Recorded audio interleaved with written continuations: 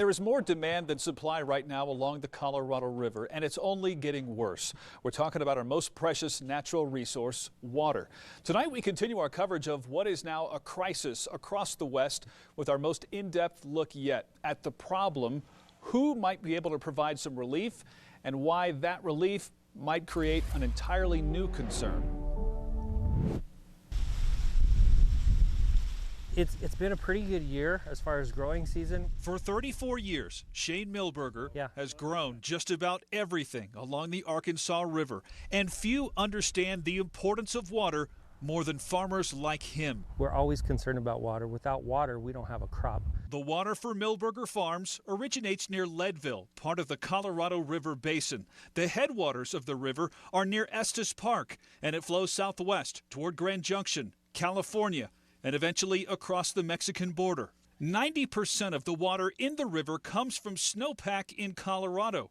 Unfortunately, 22 years of drought combined with exploding populations in Colorado and throughout the Southwest have led to record low levels at both Lake Powell in Utah and Lake Mead outside Las Vegas, where an expanding white ring of mineral deposits is probably the most visual evidence of the river's decline. How serious do you consider the situation along the Colorado River right now? It's dire. The situation along the Colorado River is dire, and I'm not sure it's going to get better ever.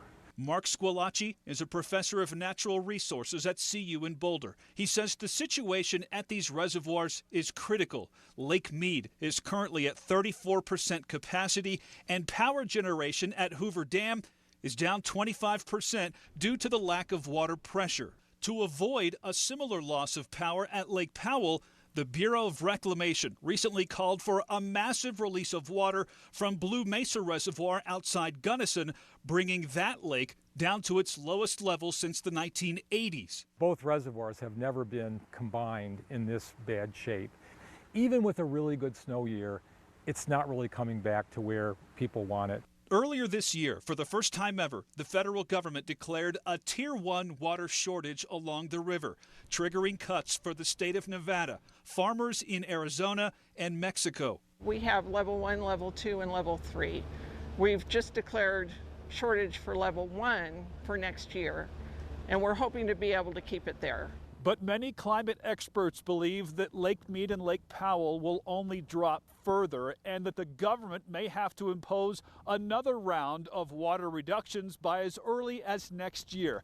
The most recent reductions did not impact Colorado, but the next round of cuts could. At this point, do we know what that impact might be?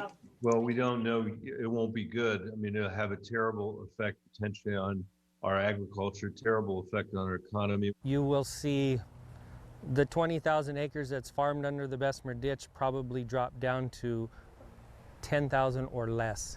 My farm will be farming probably 20% of what we do today.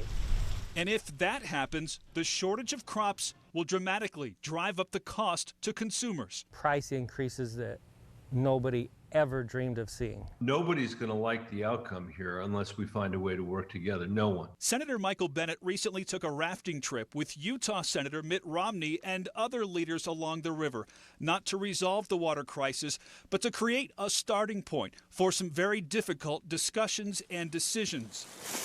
In Colorado, 85% of our water goes toward agriculture, so farming would seem to have the most to give. A lot of the water that the cities are going to have to get are going to come from ag, and we've known that for quite a long time. Following a speech in Boulder last month, U.S. Secretary of Agriculture Tom Vilsack agreed, telling us the industry in Colorado has room to grow. Farmers need to be challenged to produce more, but not to use more. Secretary Vilsack believes they can do that by embracing more drought-resistant crops and trying new methods of irrigation where it's possible. Instead of flooding an entire field, you use drip irrigation in an effective and efficient way, potentially, to minimize the amount of water, but to maximize your ability to produce the crop. But Milberger believes farmers are already doing more with less than ever before. I think the farmers are doing their part more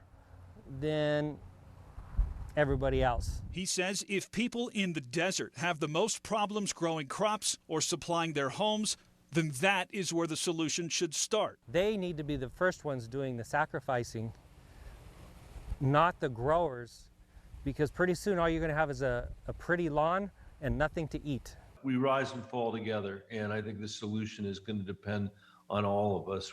We shouldn't just burden one sector of the economy. But the amount of time remaining to figure out a solution is quickly evaporating. We just can't afford to lose more water from the Colorado River. And everyone agrees it will take a lot more than a few good snowfalls to bring the river back. We are in a secular change because of climate change, and we're going to have to address these issues together. Now, if you're thinking that the dwindling Colorado River is a problem for mainly the western half of the state, think again. Colorado Springs utilities may be along the Front Range, but 70% of CSU's water comes from the Colorado River Basin. And now, with the population here continuing to explode, it's accelerating concerns for where our future water will come from if we can't take any more from the river. That's part 2 of our series tomorrow night at 6. We'll be right back.